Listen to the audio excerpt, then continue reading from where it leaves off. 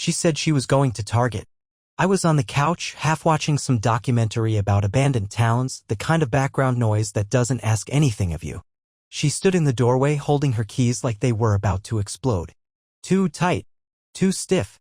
She smiled, that short, sharp version she uses when she's not really smiling, just pretending to. "I'll be back in an hour." I said nothing. Just nodded. But something in the air shifted. You know that weird heaviness before a storm? Like the sky's holding its breath? That was the living room. That was us. She left. Door clicked. I didn't even get up. But 20 minutes later, I found myself standing in the hallway looking at her side of the closet.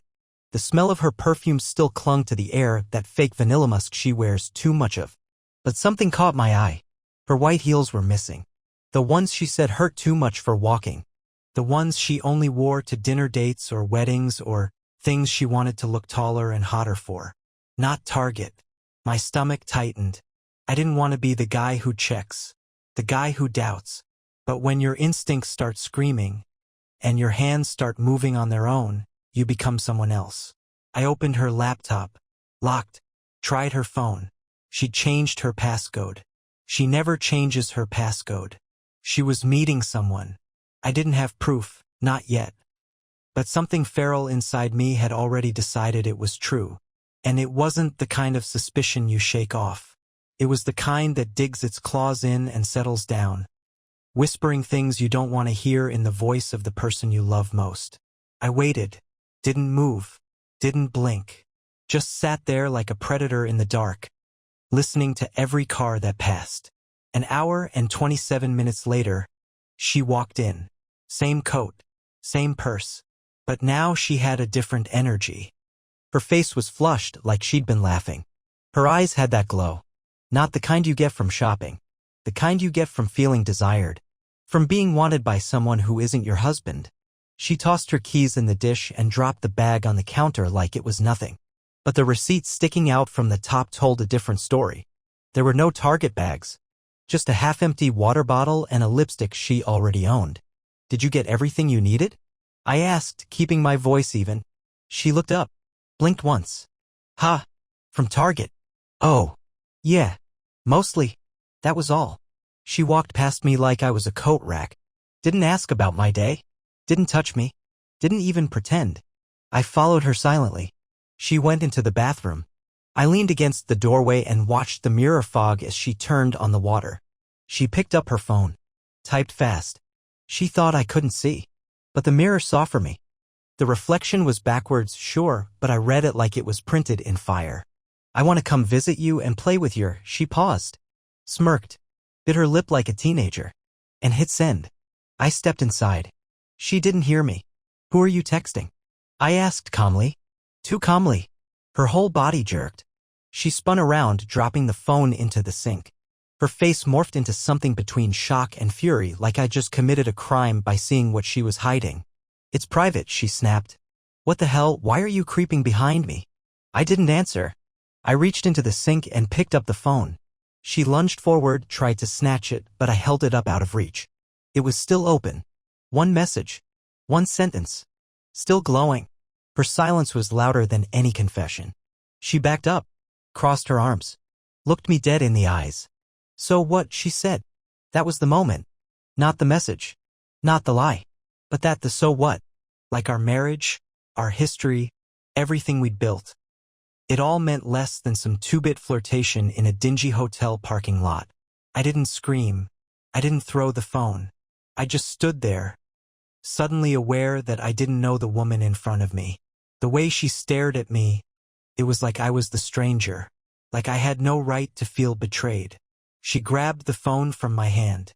"You shouldn't have looked," she said, and she walked out of the bathroom, just like that. And in the space she left behind, I realized this wasn't the beginning of a problem. This was the start of a war. I didn't follow her. I didn't call after her. I just stood there in that humid bathroom, surrounded by the scent of rose shampoo and deceit, staring at my own reflection. My hands were trembling, but not from fear, from something uglier, hotter. Betrayal burns cold at first, like stepping into icy water. But once it gets into your bloodstream, it scalds everything. Down the hallway, I heard the bedroom door slam shut. No apology. No explanation. No rush to fix it. Just distance, physical and emotional, deliberate and cruel. I didn't sleep that night. I didn't even try. I lay on the couch, staring at the ceiling like it had the answers I needed. My mind kept looping that sentence from the mirror, over and over, like some hellish chant. I want to come visit you and play with you. Who the hell was he? My wife, the woman I thought I understood down to the way she stirred her coffee, was writing sentences that felt like they belonged in someone else's life, not ours. And yet there they were, etched in reverse in my memory like some cursed spell I couldn't unsee. By morning, something in me had shifted. I wasn't broken. I wasn't desperate. I was interested. She came out of the bedroom around 8:30, dressed like she was going somewhere again, ripped jeans, her casual but hot top, makeup too precise for a simple morning routine. She saw me on the couch, looked surprised for a second, then dropped it like a bad habit. You didn't sleep in bed? No, she made a sound in her throat. Something between a scoff and a breath. Suit yourself. That was it? No, are you okay? No, we need to talk. No, listen, I can explain. Just a cold shrug in human form. She poured herself coffee, took one sip, then checked her phone. I watched the way she held it too close to her chest, like a priest guarding a secret Bible. She typed something. Smiled. Didn't look up once. Then she left. Again. This time she didn't even lie about where she was going. I'll be out for a while. Just that. Not with friends. Not at work. Not even a fake excuse. Just gone. I waited 10 minutes after the door closed, then walked into the bedroom. Her laptop was still locked. Her drawers untouched. But in her jewelry box, tucked underneath some bracelets she never wears, I found a second phone. Thin. Sleek. Black case. No fingerprints. She'd been smarter than me. But not smart enough. It opened with her birthday because of course it did. The messages were short, crude, and frequent. The kind of thing that stains your soul just reading it.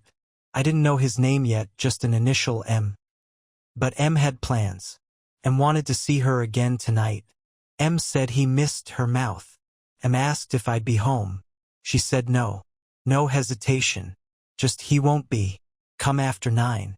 I'll wear that thing you like. I closed the phone. I sat on the bed. And I smiled. Because suddenly all the pieces were in my hands. All the lies. All the secrets. All the power. She thought she was running the game. But she didn't know she'd just handed me the whole board. That night, I told her I'd be going out for drinks with some coworkers. She barely looked up from her secret phone. Cool. I might be late. She nodded. Okay. I watched her from the hallway as I left, keys in hand. She waited 5 minutes after the door closed. Then she lit up. Her whole body shifted into someone else. More alive, more animated. She rushed into the bedroom and started getting ready. She even danced a little while doing her eyeliner. I'd never seen her do that for me.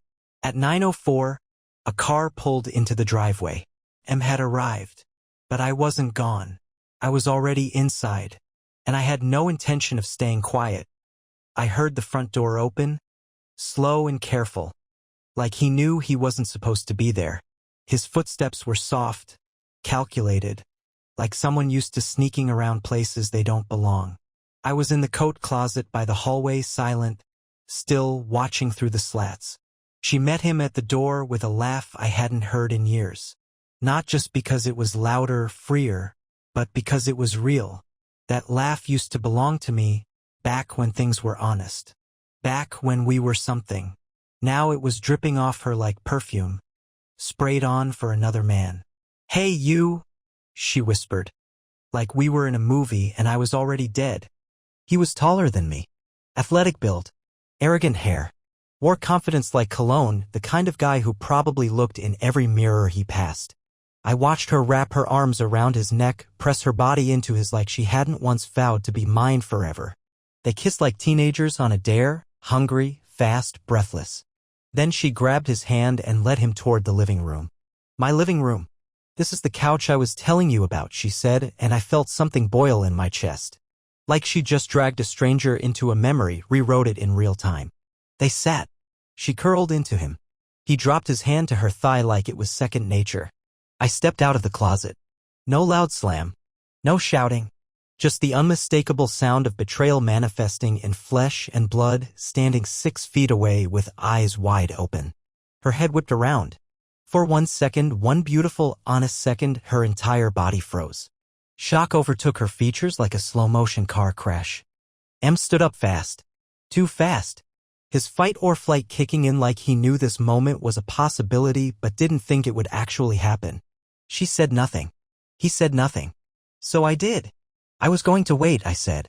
My voice came out colder than I felt. I thought I'd give you your little performance. But I got bored. She opened her mouth. Closed it. Then said the dumbest thing I've ever heard. This isn't what it looks like. I laughed. Honest to God laughed. Are you serious? M stepped forward, trying to act tough, like his presence meant something.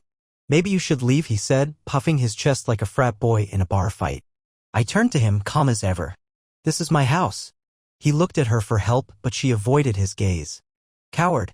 You should go, she mumbled to him, suddenly all softness and guilt now that the lie had teeth. M hesitated just long enough to realize he wasn't wanted anymore and then grabbed his jacket and left. No apology. No eye contact. No name. Just the sound of his boots on the hardwood floor, walking out of a war he didn't want to finish. The door closed. Silence. She sat down slowly, like if she moved too fast, the truth would explode. I was going to tell you, she said. When? I asked. After the movie? Next time you wore the dress he likes. No response. I found the second phone, I added. Nice hiding spot. Not smart, but clever. Still nothing. You said you were going to Target, I said. Instead, you played house with a stranger. In our house? On our couch. She rubbed her temples like she was the victim.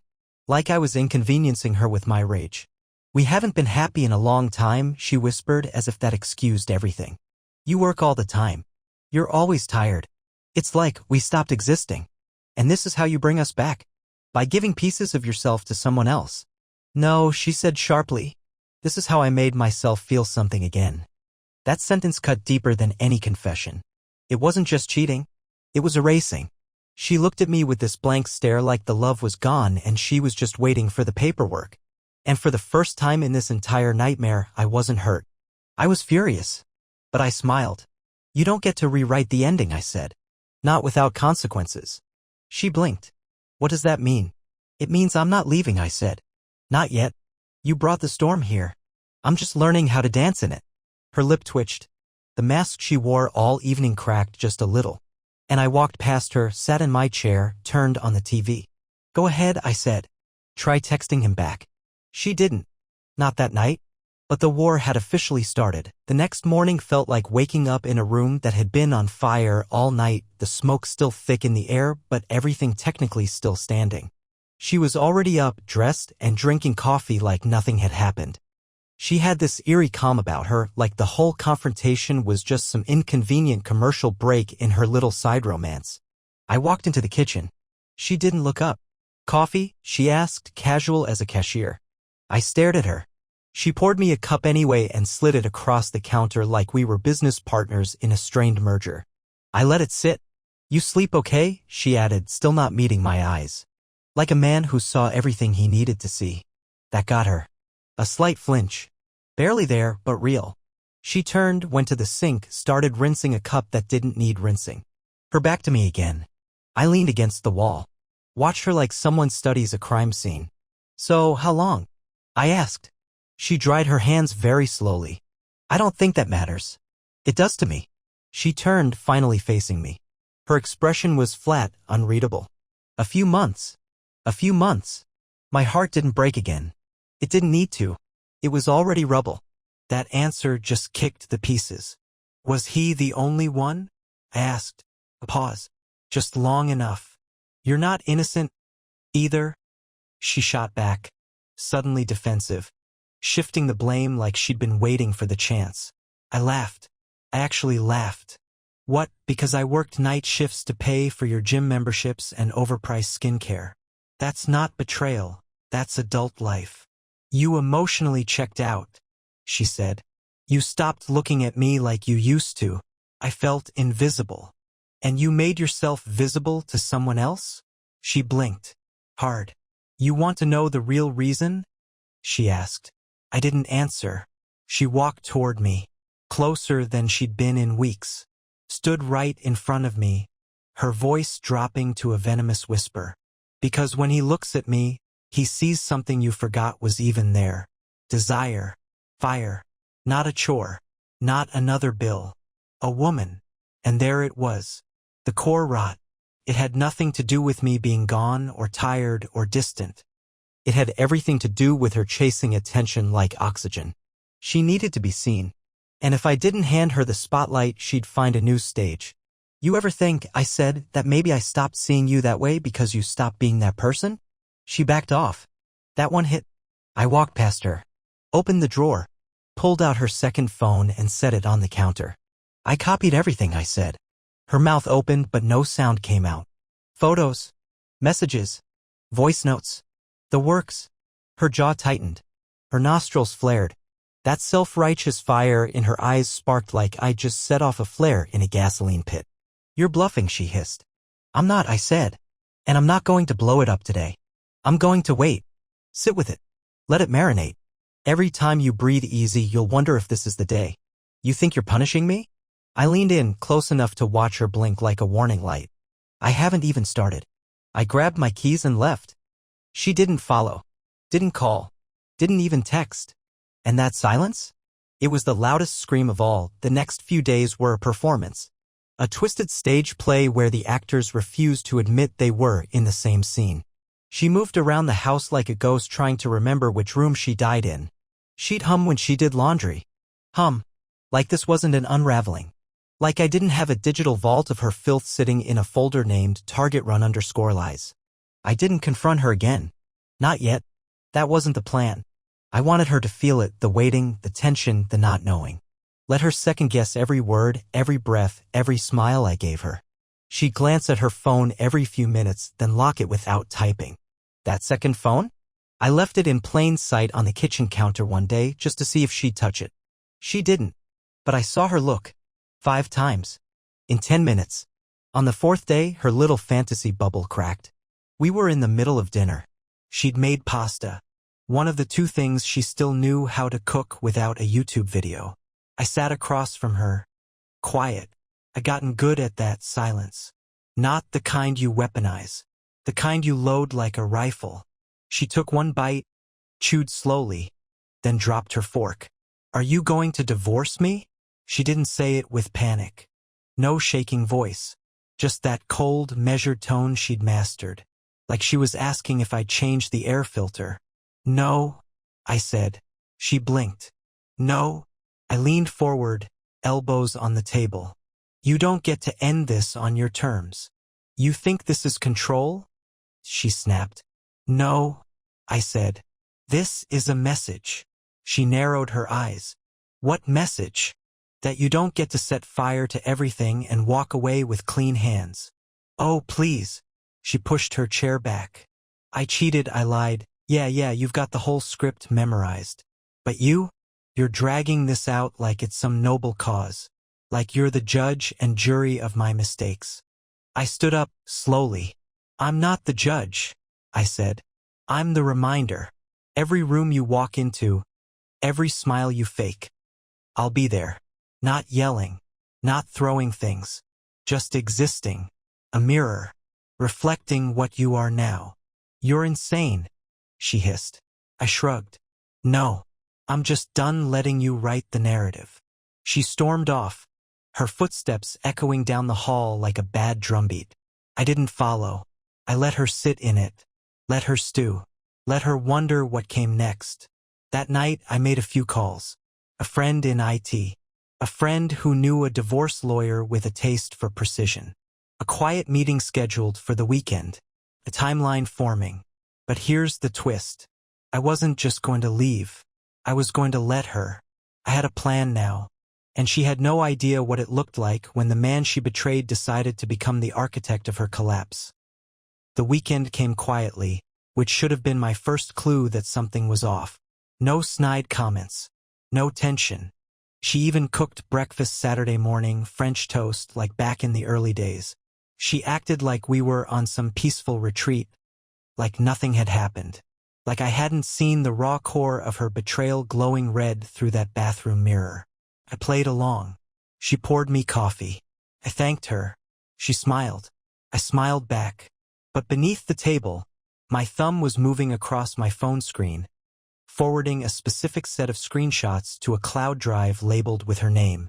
I'd gotten the entire message history from that second phone backed up and timestamped, even the deleted ones. Nothing fancy. No revenge porn. No threats. Just truth, naked, ugly truth, prepared and waiting. Later that afternoon, I met with the lawyer. He was sharp, efficient, the kind of man who didn't ask if I was sure. He just asked for the file name. I want her served, I said. But not at home. He raised an eyebrow. Work? No. Somewhere public. Somewhere she'll feel it. Like it belongs to her, not me. We settled on Tuesday, 11:30 a.m. A little brunch spot she loved, the one she always posted about on Instagram. The lawyer smirked. Brunch service. Classy. I nodded. She wanted attention. Let's give her a little audience. By Sunday, something shifted again. She started dressing better. Subtle. Just a little more effort. Makeup even when we weren't going anywhere. Like she was trying to summon a version of herself that had long since rotted away. She sat beside me on the couch that night, closer than usual. Our arms touched. I didn't move. She put on some show we used to like. Tried to talk through the plot. I answered like nothing was wrong. You've been different, she said after a while. How so? I don't know. Calm. Collected. I smiled without looking at her. Just thinking. What about? About closure, I said. She went quiet after that. A silence that wasn't comfortable. It was investigative. She knew something was coming. She just didn't know what.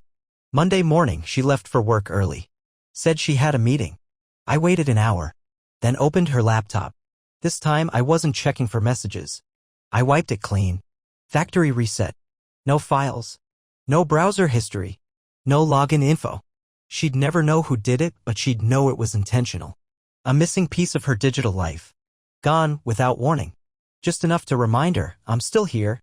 Still watching. Still deciding. That night, she came home late. Claimed traffic. I didn't ask. We ate dinner in silence.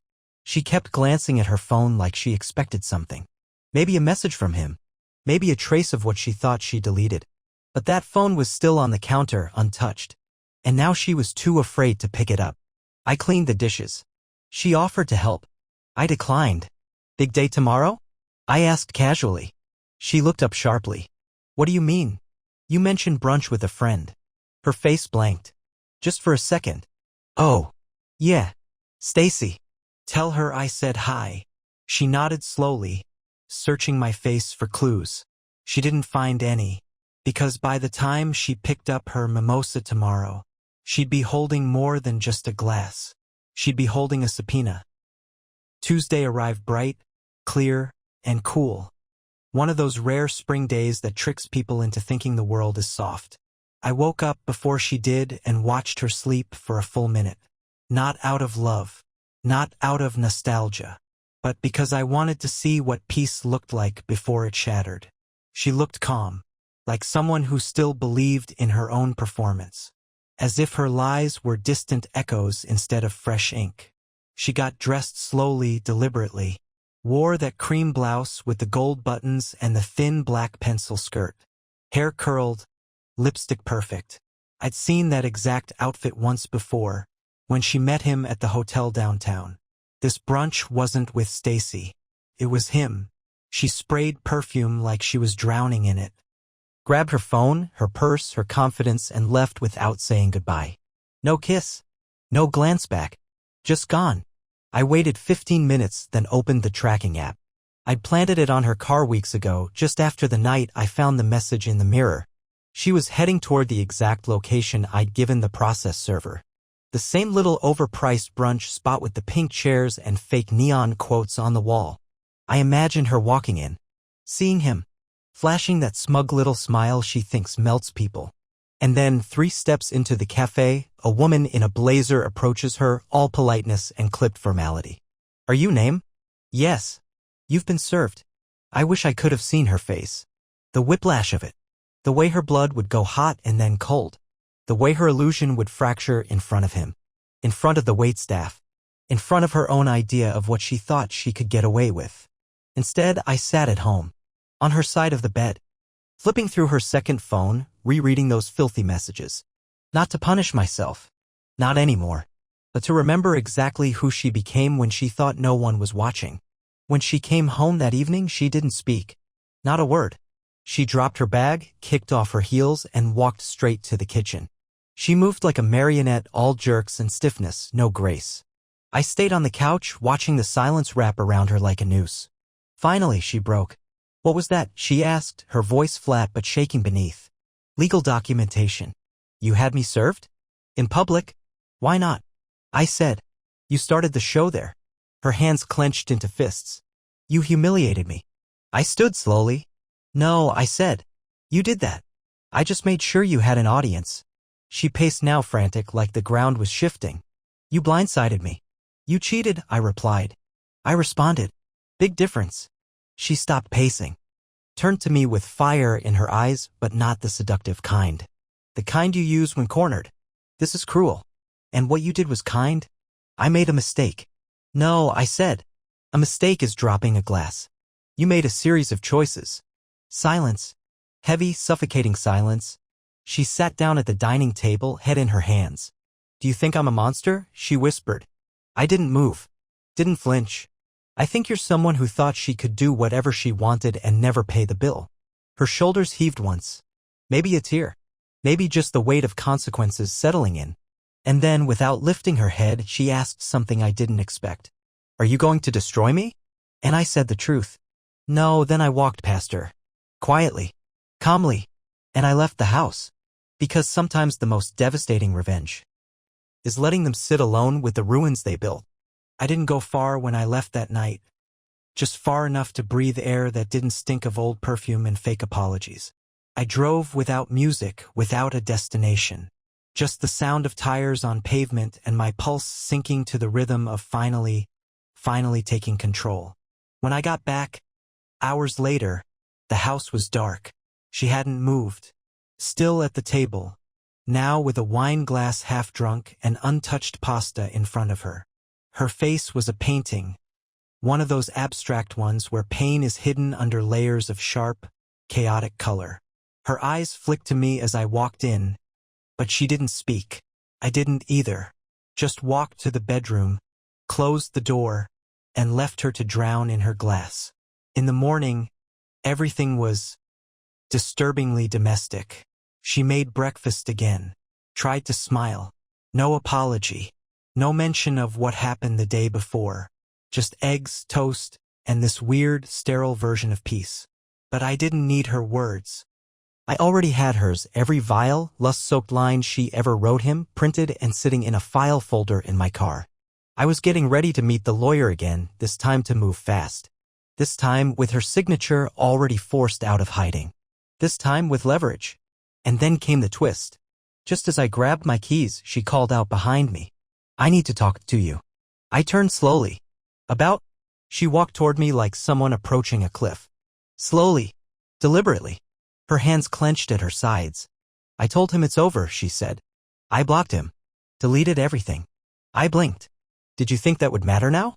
I just thought, what? I snapped. That a few deleted texts and a broken heart would undo everything? No, she said. I just thought, maybe if I ended it, if I showed you I was serious. You didn't end it out of guilt, I interrupted. You ended it because you were caught. There's a difference. Don't rewrite the story now. She winced, but said nothing. You think because you pulled the plug on your little fantasy, I'm supposed to give you credit? I added. You lit the match. The house is on fire. There's no pat on the back for throwing down the matchbook. She stepped back, eyes glistening now. I know I hurt you. No, I said. You unmade me. The silence between us was a crater. And in that crater, she finally crumbled. I was angry, she said. You were gone all the time. I felt forgotten. I didn't even know who I was anymore, so you found someone to remind you, I said flatly.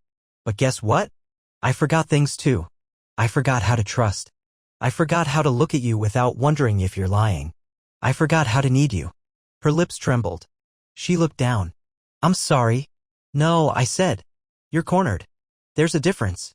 And then I said the thing I'd been holding back for weeks. I don't want to fix this. Her eyes snapped up. What? I don't want therapy. I don't want rebuilding. I don't want to play house with someone who burned it down and now wants to decorate the ashes. I turned to leave. She grabbed my wrist. You don't mean that. I looked her dead in the eyes. Yes, I do. I walked out. Down the porch. Into the car. Engine on. And I swear, as I backed out of that driveway for the first time in months, I felt clean. The day after I left, everything in me expected a storm. A scream. 100 messages. A meltdown. But instead, she went quiet. Too quiet. I stayed with a friend, an old buddy from college, Jeremy. He didn't ask questions. Just handed me a spare key, poured 2 bourbons, and turned on the game without a word. That silence? It said more than sympathy ever could. It told me I wasn't crazy. That walking away wasn't weakness. That sometimes the strongest thing a man can do is stop waiting for someone to become who they were supposed to be. On the second morning away, she finally messaged. A single line, please come back. Just talk to me. I stared at the screen longer than I should have. Not because I missed her, that part had been amputated, but because a part of me, deep down, wanted to know if she was capable of saying something real. Something that hurt her to say, not just another trick to pull me back in. I didn't reply. Instead, I went to the lawyer again. We reviewed the folder. Timeline, evidence, paper trail, everything was airtight. Even the prenup she forgot existed. Funny how she'd called it just formality back then, a thing rich couples did. But now it was the wall she couldn't climb. I gave the go-ahead. By Friday afternoon, the formal filing went through. Uncontested. Bulletproof. Final. Just waiting for her acknowledgement. She sent another message. You're really doing this? Still no apology. Still no truth. And that's when I did something unexpected even for me. I called her. The phone rang once. Twice. Then she picked up. Her voice cracked immediately. Hey, I want you to hear this, I said. And I want you to remember it exactly. She was silent. You weren't a mistake. But you chose to become one. Her breath caught. You took what we had and you handed it to a stranger. Not because you were lost, but because you liked the attention. You liked the game. You liked the control. I heard her whisper, that's not don't, I cut in. Don't lie. Not now. Not when it's done. She didn't speak. I'll be back tomorrow, I added. To get what's mine. She whispered again. What if I'm not there? Then the silence will be louder than your excuses. I hung up. That night I didn't sleep. Not out of sadness, but because I was crafting the final move. The last image. I didn't want to vanish from her life, I wanted to haunt it. Not out of pettiness. Out of clarity. Out of justice. The next morning I walked into that house one last time. She was there, of course she was. Sitting at the dining table. No makeup. Hoodie. Hair tied up like it was day one of her mourning phase. She looked at me like a widow. But I wasn't the dead one. I moved past her without speaking. Grabbed my documents. Some framed photos. My jacket. My books. Just enough to leave a clear space in every room I touched. Not empty, just cleared. As if to say, this space no longer belongs to you. It never did. On the counter I left one thing. Her phone. The second one. She looked at it like it was a snake. I thought you destroyed it, she said quietly. No. I wanted you to have it. Why? So you'd never forget what you ruined it all for. And then I walked out. This time I didn't look back. And this time she didn't follow. Weeks passed. Not fast, not slow. Just steady. Like time was finally moving on its own again without dragging me behind it. The air felt lighter. Food had taste again. Sleep didn't come with knots in my stomach or dreams where her voice echoed like a gunshot in a church. The house sold faster than I thought. I let her stay until the closing. She tried to fight that, but the paperwork didn't care about regret. The lawyer made sure of that. I didn't show up to the final walkthrough. I didn't need to see her in the doorway again, pretending to feel anything deeper than inconvenience. Instead, I watched the email confirmation hit my inbox. Transaction complete. Just like that. Everything we built was officially someone else's now. I moved into a small place downtown. Nothing fancy. Just clean, fresh, unstained. I started leaving the windows open again like I was daring the world to come in. I changed my number. Switched emails. New city ID, new accounts, even new shoes. The symbolic kind of things. It wasn't about running from her, it was about running back to myself. Then one night, a message landed in the inbox of an old, forgotten email I hadn't used since college. Somehow she found it. Subject, you win. I opened it. No greeting. No sign-off. Just a chunk of bleeding words typed like they were dug up, not written. I hope you're happy. I hope this made you feel powerful. I lost everything. The house. My reputation. My job, yeah, he was a client. Surprise. And you? You didn't even raise your voice. You didn't yell or break anything. You just watched me destroy myself. You want to know what hurts the most? You're not angry anymore. You're done. I don't even get your hate. I get your silence. And it's louder than anything I've ever heard. I read it once. Then again. Then deleted it. No reply. Not because I didn't have words, but because I'd already spoken the only one that mattered. Goodbye. I learned a lot from her. More than I wanted to. I learned that betrayal doesn't always wear a villain's mask. Sometimes it wears your favorite perfume and laughs in the same rhythm you once called home. I learned that silence, when earned, can echo louder than any revenge. But most of all, I learned that when someone shows you their soul mirrored, twisted, unapologetic, the only real power you have is how you walk away. Not with chaos, not with fire, but with calm and distance.